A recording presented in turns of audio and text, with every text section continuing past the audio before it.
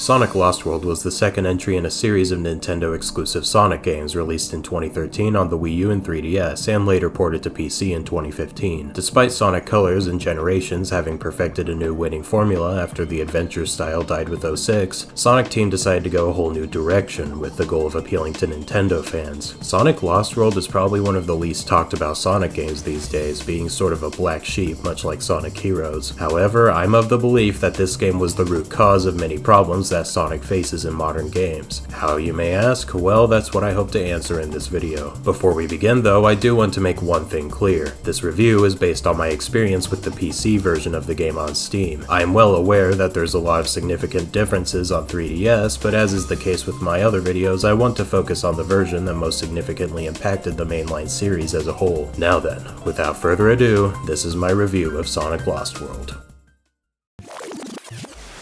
Upon starting a new game, we're already right in the action with a CGI cutscene, much like Sonic Unleashed. Sonic and Tails are chasing after Eggman in the tornado, which ends up leading them to the Lost Hex, an entire planet that apparently just exists in the sky for some reason, kind of like Little Planet from Sonic CD, I guess. As the game progresses, we meet the Zeti, more specifically a group of them called the Deadly Six, who Eggman was mind-controlling with a magic seashell. Don't ask us, never explain. Sonic sees Eggman using this and knocks it out of his hand, setting the Zeti free. This quickly backfires, and now Sonic, Tails, and Eggman have to work together to stop the Zeti from using Eggman's tech to suck all of the life out of Sonic's world. While having different villains besides Eggman isn't a foreign idea to the Sonic series, Lost World takes a slightly different approach, having the Zeti be the primary threat for the majority of the experience, as opposed to saving them for the final boss. Unfortunately though, that's about as creative as this game gets when it comes to story. Despite them being proven to have no idea how to make Sonic stories, Pontac and Graf return once again as the writers for Lost World, meaning the dialogue and characterization is as awful as ever. Tails has been butchered especially hard to make this story work, with him and Sonic getting into forced conflicts that don't end up having any real consequences. I trust you, Tails, it's just that...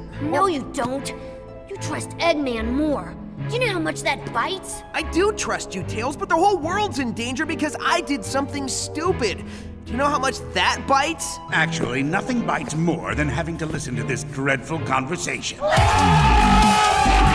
And if there's any characters that got hit the hardest by this awful writing, it's definitely the Deadly Six. All of these are stock characters, two-dimensional planks of wood with personalities that can be narrowed down to singular adjectives. Evil, crazy, old, depressed, fat, vain. What's made even worse is that despite them being hyped up as the main threats, they end up amounting to little by the end, though we'll have to talk about that later. That's what really drives me crazy about the story in Lost World. There's a lot of cutscenes, but there's not a whole lot of story, so the whole thing is kind of a nothing burger. It wants so badly for you to care, and yet puts no effort in creating interesting scenarios or raising the stakes to make you care. Sonic's world is in danger, but it's hard for me to give a shit when it's represented by a generic grassy field as opposed to iconic areas that I've seen in previous games. Sonic and Tails' friendship is suggested to be in jeopardy, but the conflict is clearly forced, and I already know it's going to work out in the end. Eggman working with Sonic is played up like it's something that's never happened before, despite the fact that it did in Sonic Adventure 2. If there's any game that was hit hardest by Pontac and Graf's ignorance,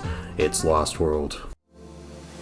But are these cutscenes presented nicely at least? Well, aside from the intro, not really. We once again have the stiff, minimum effort animation that plagued Colors and seeped into Generations, and it's at full force here. Not only that, but a majority of these cutscenes are still pre-rendered, despite using the in-game engine, leading to lossy quality and a lower frame rate with no benefit. The voice acting has at least maintained the status quo from Colors and Generations, though that's not really much of a compliment. Sonic still sounds like Roger Craig Smith doing a half-hearted impression, so there's not much for me to add there that I haven't already said. The Deadly Six are definitely casted well, but since they're so stereotypical, I seriously doubt that was much of a challenge. Mike Pollock is great as Dr. Eggman as always, though for some reason his mic quality seems to be lower than everyone else's, and it's really distracting. It kinda reminds me of his Xbox Live mic from Adventure 2. What are you doing? Get going! Bring me the Chaos Emeralds now! But while the cutscenes aren't anything to write home about, the overall presentation in Lost World is actually pretty solid. The art style is a bit different from Generations, using more solid colors and simple shapes, which I assume was to make it look closer to the Genesis games. I do think it ended up looking less Sonic-y this way, since the environments tend to use more rounded shapes as opposed to the sharp geometry present in the classics, but I can't deny that it looks pleasant nonetheless. The in-game animation is also solid, especially for Sonic himself. In fact, and I can't believe I'm saying this might just be the best that Sonic has ever been animated in a 3D game. The 12 principles of animation are applied excellently, especially when it comes to exaggeration and squash and stretch. Sonic has never felt so bouncy and alive, and it's something that I wish would have carried over into future entries. I've been very positive about the presentation so far, and that's because Lost World genuinely is a good-looking game, especially considering it was targeting Wii U hardware. All of this said though, I have a lot of problems with it beyond just the general style. Firstly, while the overall art style is new, the designs of Sonic and company have remained stagnant, using more or less the same models from Unleashed. I'm not trying to say that these are awful or anything, but it would have been nice to have new looks for these characters that complement the change in aesthetic. I also don't really like the character designs for the Zeddy, they just scream Nickelodeon rejects to me. However, that's far from my biggest complaint, that being the environments. While they look pleasing enough, these are some of the most creatively bankrupt ideas I've ever seen in a Sonic game. Grass World, Desert World, Snow World, Volcano World, they're all the same level archetypes you'd see in the new Super Mario Bros. Games, which feels weird to pull from, especially consider that this is supposed to be a brand new world, and in a Sonic game no less. Even weirder is that this supposed brand new environment looks much closer to how I'd expect Sonic's world to look, while Sonic's actual world is a Unity field with Minecraft trees. What the heck happened with the art direction here? And finally, because I just love making people mad, let's talk about that soundtrack. No, I don't think it's bad. Actually, a grand majority of the music is quite pleasant and well composed. However, it's just as, if not more generic than the level aesthetics themselves. A great example of this is the Desert Ruins theme. Now, in a game say like Sonic Unleashed, world instruments were used to fit the inspiration of their environment. The Arid Sands level used sitars and other such instruments to achieve a Middle Eastern feel because that area was inspired by the Middle East. But then you have Desert Ruins in Sonic Lost World. This level's theme also uses sitars, not because the level has a Middle Eastern influence that motivates the instrument choice, but because it was the most generic, straightforward, and obvious deserty instrument they could think of. That can be said of most music here. Beach level, use bongos and steel drums. Snow level, pull out those sleigh bells and accordions. None of it is awful, but it feels like the composers took the easiest route possible with the soundtrack as opposed to getting creative like they did with past games. Overall, while the presentation in Sonic Lost World is easy on the eyes and ears, it fails to be inventive with its environments and soundtrack. So now it comes down to gameplay, and as far as playstyles go, we just have the one and only Blue Blur himself, much like in Colors. So let's compare Sonic's gameplay to my 3 staples of Sonic excellence. For those of you who are new, these are the basic principles that I look for in a character's playstyle in a Sonic game. 1. Essential Sonic staples should be present. These include rings, springs, robotic enemies, etc. 2. Replayability should be encouraged through design. A good Sonic gameplay style should have a high skill ceiling for mastering the character's moveset and or challenging levels that become more fun the more you play them. And finally, 3. The character's essential attributes should be important. By essential attribute, I mean the core of the character's design. For example, Sonic is a hedgehog, so his gameplay should place emphasis on his ability to roll into a ball. Note that these don't necessarily denote a good playstyle period, but rather a baseline that distinguishes a Sonic game from any other generic platformer. Now, with these in mind, let's get into it. Sonic Lost World retains absolutely none of the movement code from Generations as far as I can tell, using an entirely new player controller with all new rules. That's because Lost World takes a very different approach to its gameplay than any of the previous Sonic games. Let's start with the basic handling. Sonic has no momentum to speak of, and no, I don't just mean the pinball physics from the classics, I mean basic horizontal momentum in general. If I had to compare this to any previous Sonic game, I'd say it most resembles 06. Doing pretty much anything slows Sonic down, whether that's jumping, attacking, or any of the other various parkour moves this game introduces. So, if Sonic doesn't have momentum, how do you control his speed? Well, one of the many pages that Lost World takes out of Mario's book is the run button. That's right, this is a Sonic game with a run button. mapped to the right trigger, and you're probably going to be holding that sucker down for the grand majority of the game, because Sonic's normal walking speed is abysmally slow. All of this is already a bad start, but trust me, we're just getting started. Not only does Sonic lack the basic momentum needed for a smooth gameplay feel, he's also locked to 8 directions and moves slower diagonally than he does in the 4 cardinal directions. I can only assume that this was done to prevent the player from constantly flying off of the atypical level geometry, but I don't think this would have been a problem had Sonic controlled like how he did in the adventure games, or at least how Mario does in a typical game. But anyway, Lost World's main gimmick is the drastically expanded moveset, and this is one area where the trailers weren't wrong. Sonic has never had as many moves as he does in Lost World, for better or worse. Sonic can double jump again, though it barely helps considering how little speed you have to work with by the time you're airborne. He also has 2 homing attacks, one that charges over time to deal more damage, and one that drop kicks the target, usually reserved for breaking defenses or kicking enemies into each other. While these new applications of the concept are interesting, I feel that having 2 homing attacks on separate buttons is unnecessarily confusing. They could have just combined these into one homing attack that can do all of these things, and little of value would have been lost. The spin dash of all things also returns, though it functions more so as a wimpy replacement for the boost. You use the left trigger to activate it, and it ended up being my default for basic traversal, since there's not many disadvantages to using it over the basic run, unless you're doing tight platforming. I guess I'll give Sonic Team some credit for bringing this back, but it doesn't even remotely resemble how it should function.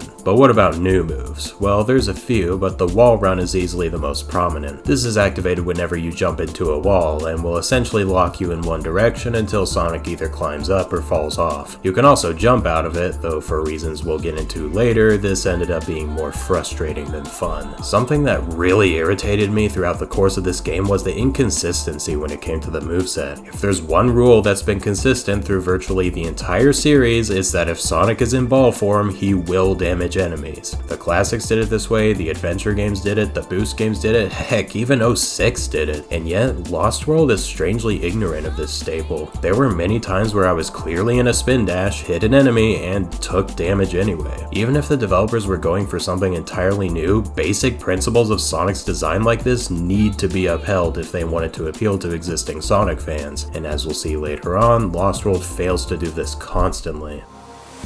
That brings us to the level design, clearly taking inspiration from Super Mario Galaxy. When the game isn't employing 2D platforming, you'll be running around cylinders, tubes, and of course spheres, all with their own gravity. I reckon this probably motivated the decision to forego the existence of Sonic's physics in this game, however much I may disagree with it. Then again, maybe inspiration is the wrong word to use here. I think a better word would be parroting, because while this game loves to shamelessly copy Mario Galaxy's general concept, it doesn't retain anything that actually made that game fun. Because there's only so much you can really do with a Sonic that doesn't have Sonic physics, the levels tend to get very gimmicky very often, many of them employing their own gameplay styles that are almost entirely disconnected from the core. Some of my least favorites of these include Monkey Ball but bad, Flappy Bird but bad, Pinball but it's mandatory and your only prize is not dying, Metal Gear but bad. I'd be lying if I said all of these were bad though. In fact, there's 2 in particular that I actually quite like. One is the Honeycomb Highway level, which aside from a few short sections and other levels, is the only part of the game that really feels fast. It essentially plays like the Mach Speed sections in 06, but much more fair. I wish the game explored this concept more. Speaking of missed potential, there's also the rail grinding levels, of which we only have 2. These are genuinely a blast, thanks in part to slight changes made to the mechanics. I've neglected to talk about how rail grinding changed after Sonic Adventure 2, but it essentially became a tool for automation in the boost games, automatically moving Sonic along the rail and only requiring you to press either left or right to switch rails. While Lost World doesn't bring back the balancing from Adventure 2, you do have to actually jump from rail to rail this time, and I honestly think it makes these sections a lot more fun. It's more satisfying to do this kind of thing yourself, and the level design actually takes advantage of this, requiring you to dodge things in the air and even jump across multiple rails at once. These were a surprisingly nice highlight in an otherwise dull selection of levels.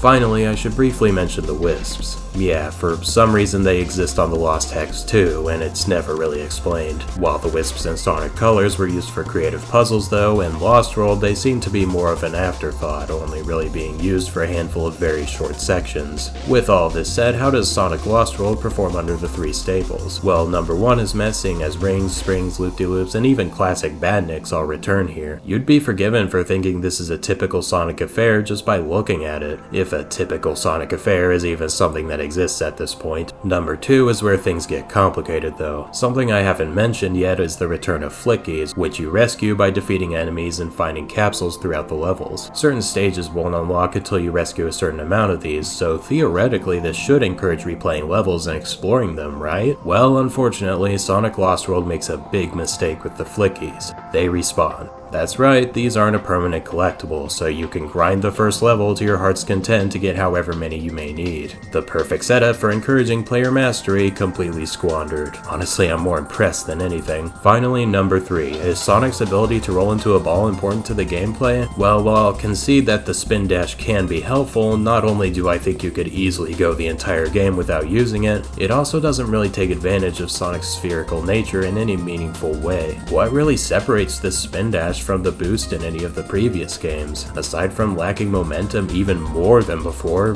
not much. It's just a few seconds of invincibility when it works, while Sonic goes a bit faster. That's all. So that's only 1 out of the 3 staples, meaning that this game fails the Sonic gameplay test by a wide margin. You know, I can't help but wonder how much better Sonic Lost World could have been had it not opted out of the 360-degree momentum that wants to find the series' mechanical identity. I know I probably sound like a broken record at this point, but indulge me for a moment. What if, instead of these planet toys having their own gravity, the entire level had universal gravity, and you had to take advantage of Sonic's speed to keep yourself from falling off? As the levels progress, they could gradually rely more and more on walls and ceilings, keeping the player on edge and rewarding skillful play. If I could play that version of Lost World, I would probably hail it as one of the greatest Sonic games ever made, even if it retained the same awful story and the same boring level archetypes. Of course, that's not the version of Lost World we got, and even still, I have yet to talk about what is by far the biggest problem with this game. Sonic Lost World sucks at tutorials. This is apparent from the very start of the game. The game has loads of hints telling you how to play, but not how to actually view them. So I go into the controls menu to figure out what I need to press. Apparently it's the select button. So I press the select button, and it doesn't work. Oh, wait, never mind, it does.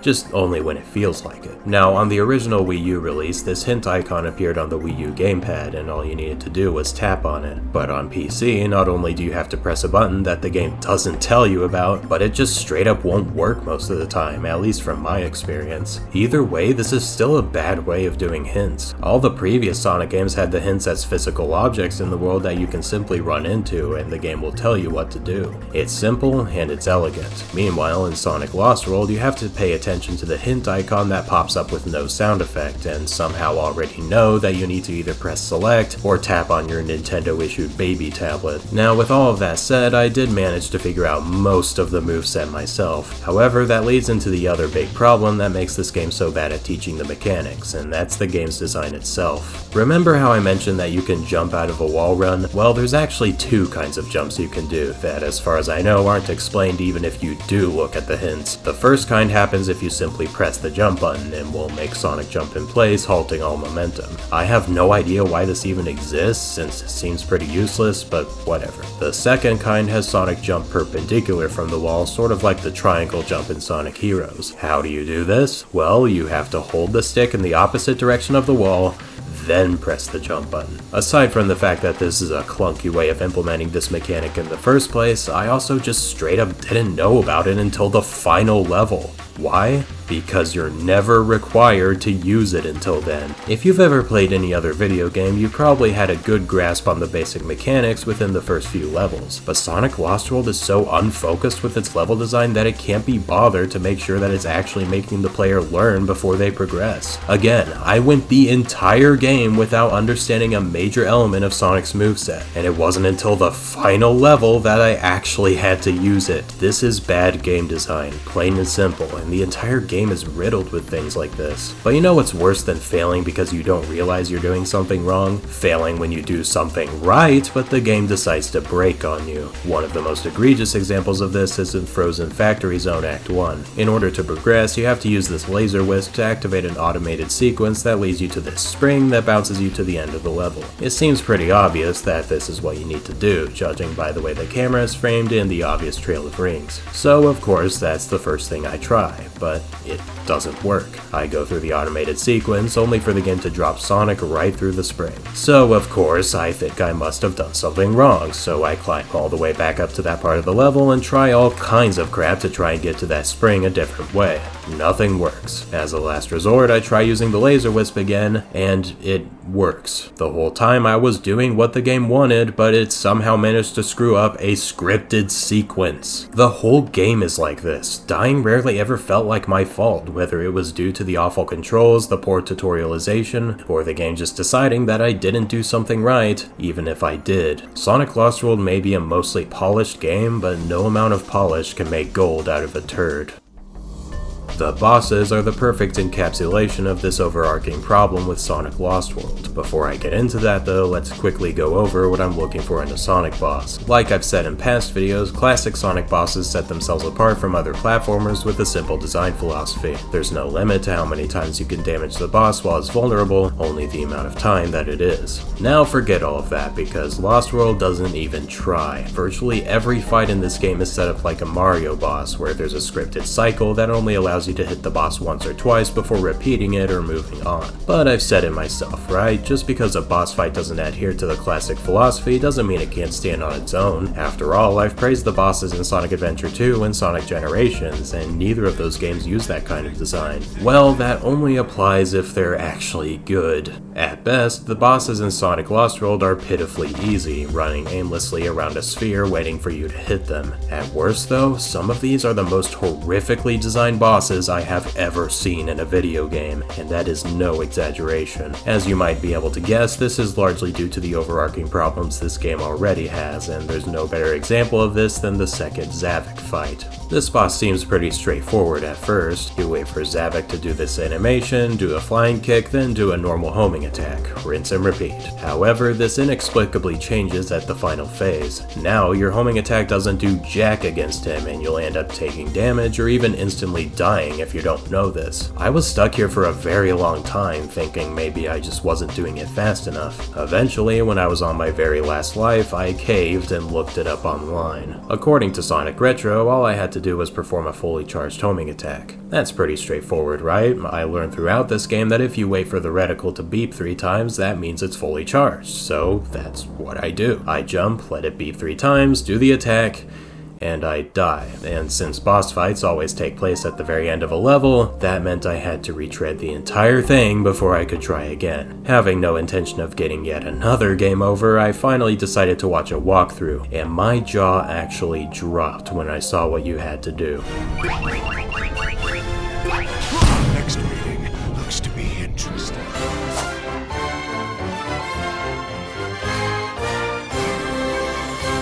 You have to stand there, doing nothing, before the homing attack fully charges. Okay, so let's break down why this is such terrible design. First of all, there hasn't been a single time in the game where the homing attack beeps any more than 3 times before it fully charges. Second, this game gives you the wrong negative feedback if you don't charge it all the way in this fight, having the same result as not doing it fast enough in the previous phases of the boss. And third, who would ever think to just stand still during a boss fight? This is the part of Sonic Lost World that broke me. I was ready to call this game not bad, but not great either. But this one moment put into perspective just how awfully designed this entire experience is, not just as a Sonic game, but as a video game in general. Spoiler alert, skip here if you don't want to see him. After another Zavok fight that isn't quite as horrendous as the previous, the Deadly Six are unceremoniously defeated. I say unceremoniously because there's not even a cutscene or anything, they're just inexplicably gone as soon as you defeat Zavok. Alright then, anyway, since Eggman has no reason to continue working with Sonic now, he finally turns on him, leading to the final boss. This fight once again suffers from Lost World's lack of communication, but that didn't surprise me. The game makes it look like you're supposed to homing attack each segment of the mech's arm separately, but you actually have to hold it down to do a chain attack, something that the game only did sparingly before. Not a big deal though, and once I had that figured out, this boss was shockingly easy. Sonic and Tails do some vague science malarkey to Eggman's machine and restore life to Sonic's world. Sonic lies down to relax under the Minecraft tree after a long, tedious adventure, and the credits roll. Sonic Lost World was disappointing on nearly all accounts, and even worse, it was for no good reason. Sonic Team now had 2 winning formulas for 3D Sonic under their belts that they could have expanded upon, but instead they pulled another Sonic Heroes and started from square one. Sonic Lost World is not just a terrible Sonic game, but an awful video game that encapsulates Sega's baffling tendency to reinvent the wheel, even if it means jeopardizing the entire franchise in the process. And even today, its awful design continues to ripple into the modern games. If you enjoyed this video, be sure to check out my other Sonic content and subscribe for more video game content just like this. You can also become a member for just $1 per month to get your name in the credits, exclusive emojis, and permanent access to my Discord server. But either way, stay tuned, thanks for watching, and as always, enjoy life.